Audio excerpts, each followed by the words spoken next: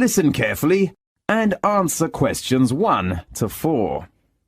Good morning, Campus Flat Agency. How can I help you? Good morning. I'm ringing to complain about problems with my flat's facilities.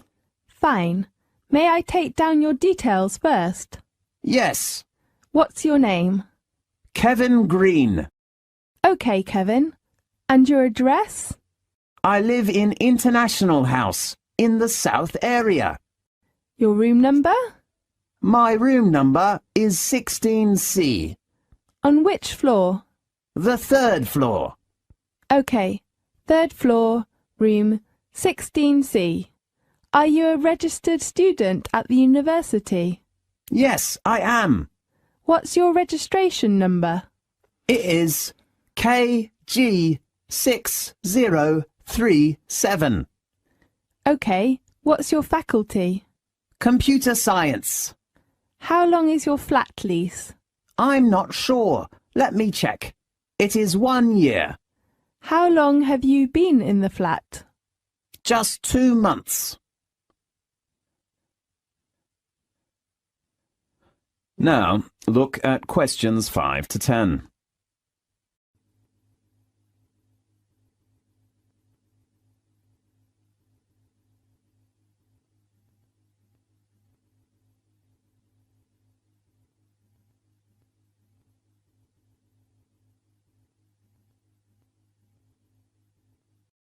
Now listen carefully and answer questions 5 to 10.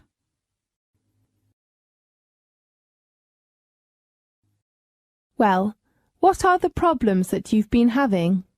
The first thing is the bathroom tap. Let me take notes. Tap in your bathroom. What's wrong with it? It is leaking. I'd really hope to get that replaced right now. OK. How about this afternoon? That's great. Anything else? The next one is the stove in the kitchen. What's the trouble with it? You know, the stove is not a new one when we moved into the flat. Yes. Does it work? No. The door of the stove is broken. OK. How about repairing it next week? Fine. And the last point is the problem of the TV set. What's the matter with the TV set? It had no sound from the day before yesterday. Fine. I do hope you can repair it as soon as possible. You know, there will be a very good football match on tomorrow evening. We all hope to watch it. OK. How about we repair it at the same time as your stove? Great. Anything else? No, just 3 items. OK. We will get a repairman over to you tomorrow afternoon. Are you available at that time? I will return to the flat at about 4 o'clock. So, how about 5 o'clock? Fine. You can contact the repairman if your time will be changed. OK. His phone number is 654 33747. Right. Do you have any questions? Let me think. Yes. How about the repair fee? Usually, the price is at least £5, but you just used 2 months, so we offer free repair. That's so great. Thank you very much. You're welcome. Goodbye. Goodbye. This is the end of section 1. You now have half a minute to check your answers.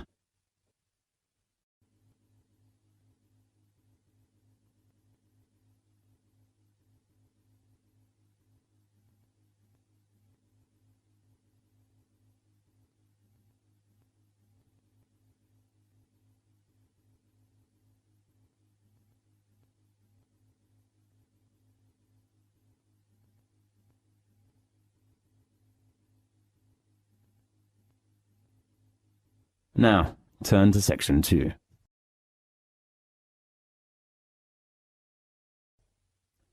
Section 2. You will hear a lecture about a sports centre. First, you have some time to look at questions 11 to 15.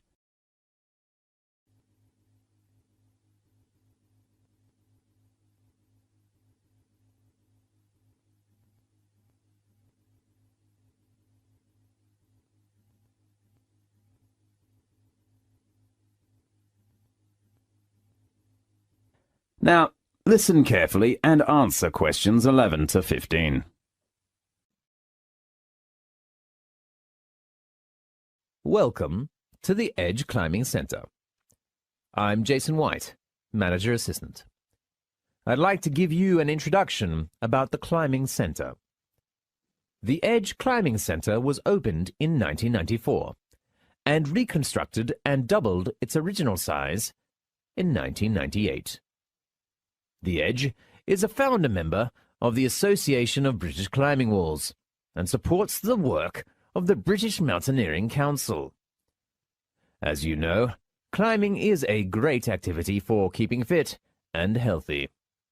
So we aim to provide a climbing experience that is enjoyable, imaginative, and challenging. Let's begin with our facilities. The first one I'd like to introduce you to is the main hall. With over 150 routes, the main hall packs in a huge variety of climbs on featured and flat panels. Our facilities are continuously developing and feature a 13-meter articulated wall that can rotate to minus 45 degrees. Easier routes can be top-roped. Other routes have quick draws in place of the lead climber. We think we have every angle covered. Our bouldering area is one of the best of its kind in the country. A mixture of flat panels and featured walls provide overhanging cracks, flakes, pockets, and corners. There are angles to suit everyone, from the beginner to the most experienced climber. Located just next to our bouldering area is the small warm-up wall. You can climb at an easy standard to get those bones moving. There are lots of big holds and small crimps. In addition, it is also equipped with top ropes that are ideal for demonstrating techniques to novices. Our cafe is a relaxing place to have a rest between climbs with plenty of choice. We sell tea, coffee, and soft drinks, as well as a range of mouth-watering cakes. The Edge has 2 changing areas located on the upper floor. There are also toilets, washing facilities, and lockers. Locker keys are available from reception.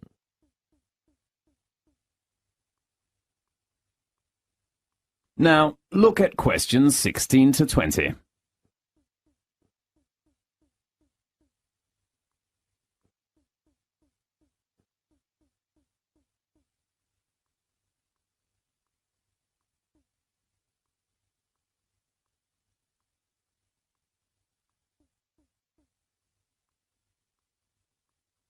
Now listen carefully and answer questions 16 to 20.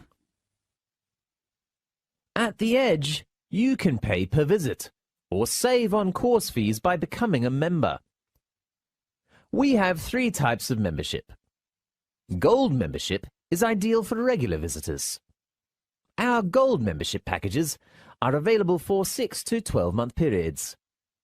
You should pay £18 for half a year and £30 for 1 year. You do not need to pay any course fees. The fee of our 12-month Silver membership package is £20. Climbers have to pay £1 for each course. Both Gold membership and Silver membership is offered to climbers over the age of 18. Meanwhile, younger climbers, aged from 14 to 17, should try the Bronze membership, which is more suitable. It has the same period and price as the Silver membership. We open at 10 a.m. in the morning to 10:30 in the evening, from Monday to Friday.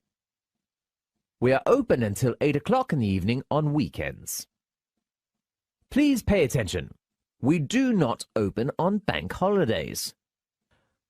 We also offer training courses which are designed for inexperienced climbers on Monday and Wednesday evening. You can choose outdoor course or indoor course, depending on your needs. Usually, the indoor course is suitable for beginners. If you want to know more details about it, please visit our reception. Miss Morris will give you a hand. Thanks for attending the introduction lecture of the Edge Climbing Centre. I hope you will enjoy our facilities in the future. This is the end of section 2. You now have half a minute to check your answers.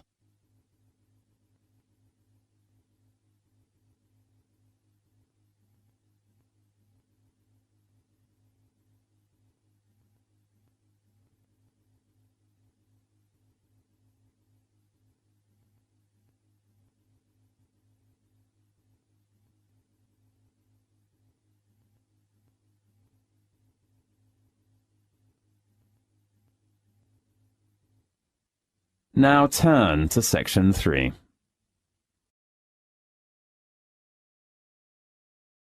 Section 3. You will hear a lecture about a university library. First, you have some time to look at questions 21 to 25.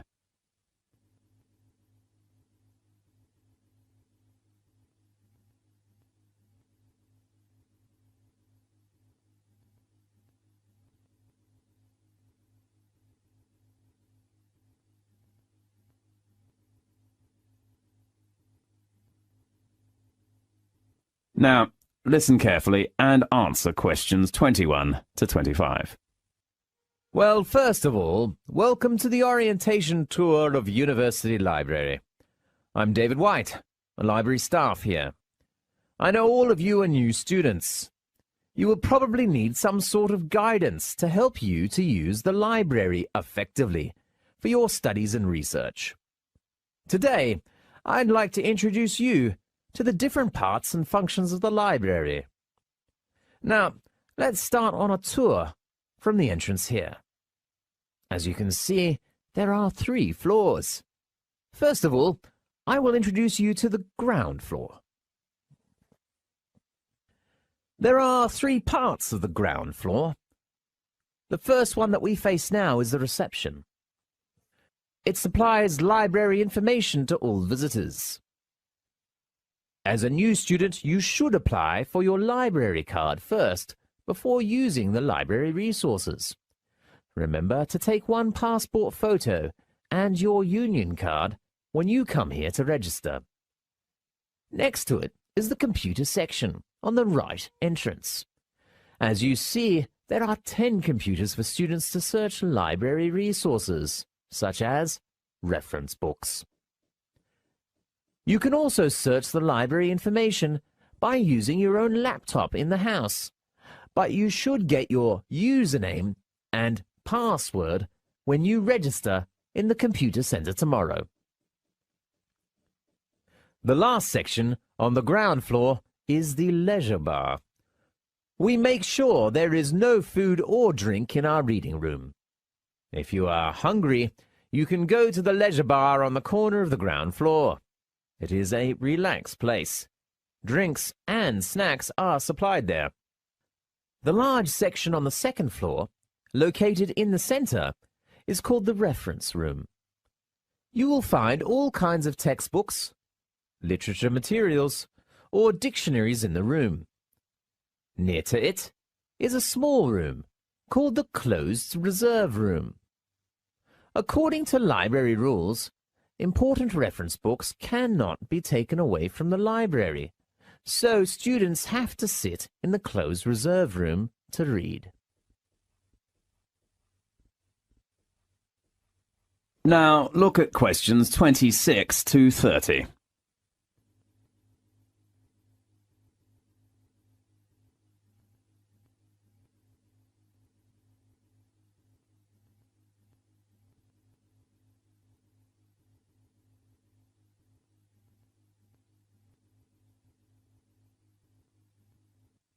Now listen to the tape and answer the questions 26 to 30.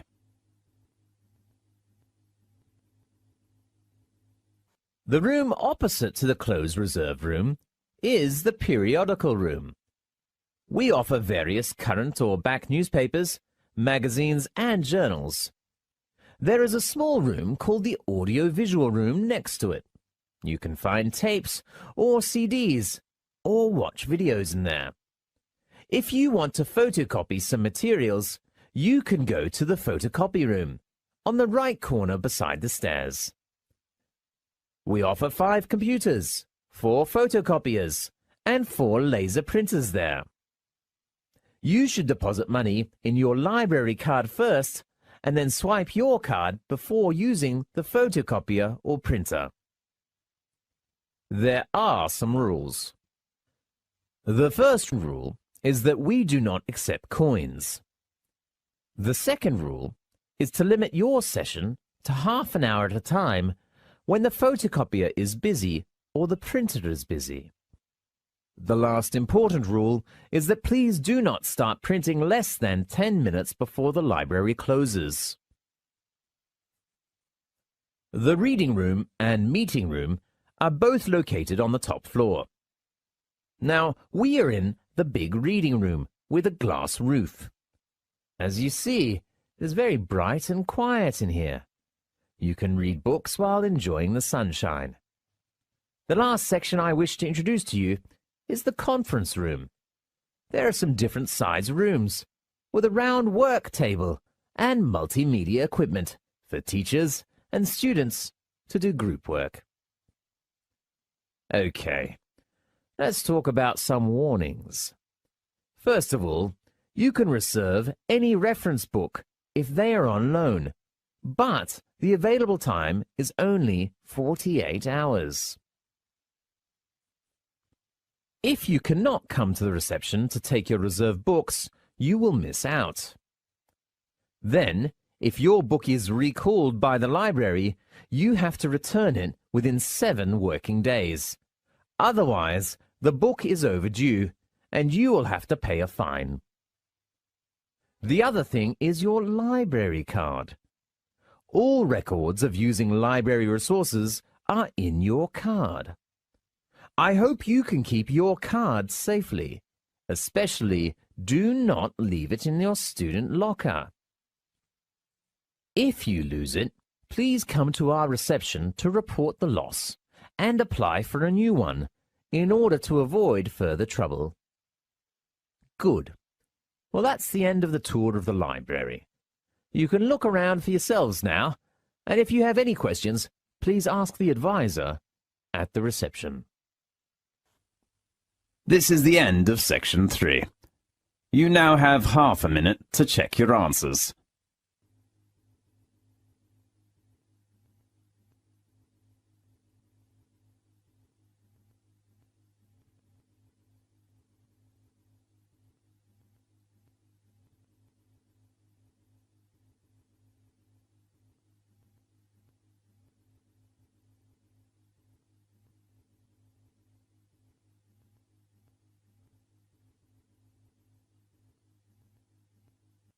Now, turn to section 4.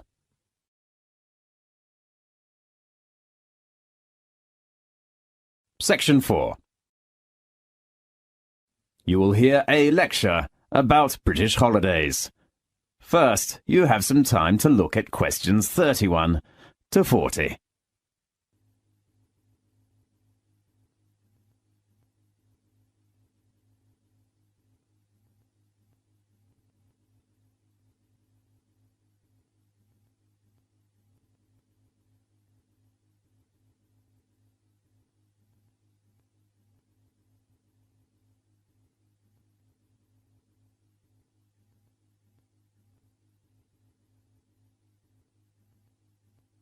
Now listen carefully and answer questions 31 to 40.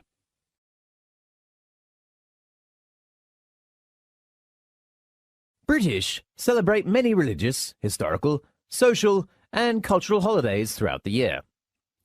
Some holidays marked on calendar are celebrated throughout the country. Others are based on local customs and traditions which reflect the variety of experience in different regions. Britain remains mainly a Christian nation, but most Britons do not go to church regularly or engage in Christian worship. Because of immigration and changing beliefs, most of the world's religions are practiced in Britain, such as Hindu, Judaism, Muslim faith, and the Sikh. Christmas is the biggest and best-loved British holiday. While Christmas has a Christian meaning, it commemorates the birth of Jesus Christ. People usually celebrate Christmas by decorating homes and workplaces with colored lights and Christmas trees and ornaments and exchanging gifts. There are 3 traditional Christmas activities in Britain. One is the Christmas pantomime, a comical musical play. Another British Christmas tradition is to hear the Queen give her Christmas speech over television and radio.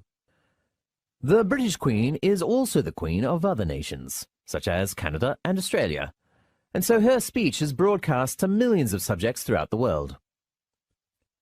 The third British Christmas tradition, which is also celebrated in countries with British heritage, is Boxing Day, which falls on the day after Christmas. People used to give Christmas gifts or money to their staff on Boxing Day. However, a new Boxing Day custom has emerged. It is shopping. But for most people, it is a day of visiting, eating, and relaxing. For churchgoers, the biggest holiday is Easter, not Christmas. It is the most important Christian festival in Britain. Easter commemorates the crucifixion and resurrection of Jesus Christ. Easter is in the spring, when universities and schools are closed for breaks. During the Easter period, Christians attend many church services and charity activities. Easter eggs are the main symbol of Easter. As time goes on, nowadays, people give each other chocolate or candy for Easter. There are some local festivals and holidays in England, Wales, Northern Ireland, and Scotland.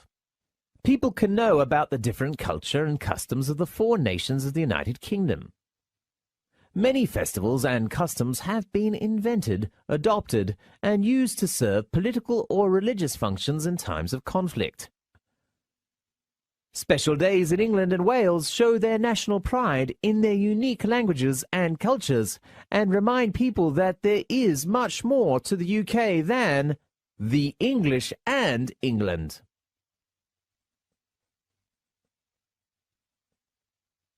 One truly English holiday in England is called Bonfire Night, celebrated in early November. English people celebrate this event in the traditional way. Small children with a straw effigy called the Guy appear on British streets. They beg for money from passing adults. They buy lots of fireworks to set off on Bonfire Night. Most communities have public bonfires, where people gather to cook potatoes and sausages in the fire and watch fireworks performing. The biggest bonfires night celebration is held in the small medieval town of Lewes, where torchlight parades wind through the narrow streets. Northern Irish Catholics celebrate the birthday of the patron saint of Ireland, St. Patrick, on the 17th of March of each year. Patrick was a Catholic bishop who lived in the 5th century and is thought to have brought Christianity to Ireland. He lived in Great Britain, but was captured by Irish raiders and became a slave at the age of 16. He eventually escaped and returned to Britain. However, he accepted the invitation of the Irish and returned to Ireland to begin his successful missionary career. Most British people welcome the coming of the new year. In Scotland, New Year's Eve is called Hogmanay. It is on the 31st of December and is the major winter celebration. But Christmas is very quiet. How Hogmanay is celebrated varies through Scotland, but one widely practiced custom is first footing. There is a superstitious belief that the first person to cross the threshold of a household in the new year can bring luck and prosperity. The appearance of a young, preferably dark-haired and handsome man is considered particularly lucky. First-footers usually bring a bottle of alcohol, a lump of coal, or a peat as a gift and given a dram of whiskey as their reward. Halloween, the 31st of October, is another Scottish festival that comes from the great feast of the pagan Celt. It is particularly connected to ghosts. At parties, people dress up in strange costumes and pretend that they are witches. They cut horrible faces in pumpkins and put a candle inside which shines through the eyes. Children dressed in white sheets knock on doors at Halloween and ask if you would like a trick-or-treat. Usually hosts give them something nice, such as coins or candy. Otherwise, they make lots of noise at the front door. Wales has some of the oldest and richest literary, musical, and poetic traditions in Europe. The most famous festival in Wales is the Eisteddfod. In each August, Welsh people hold a large Eisteddfod to remind people that Wales has had a very special cultural heritage. The highlight of the festival is to crown the two bards who have written the best poems of the festival. Nowadays, the Eisteddfod is the largest popular festival of music, making poetry and writing in Europe. The British calendar is full of holidays and festivals which show the different cultures and histories of the people who make up Britain. Such holidays and festivals not only remind people of how cultures change and influence each other, but also give people a chance to share in the rich cultural heritage of the United Kingdom. This is the end of section 4. You now have half a minute to check your answers.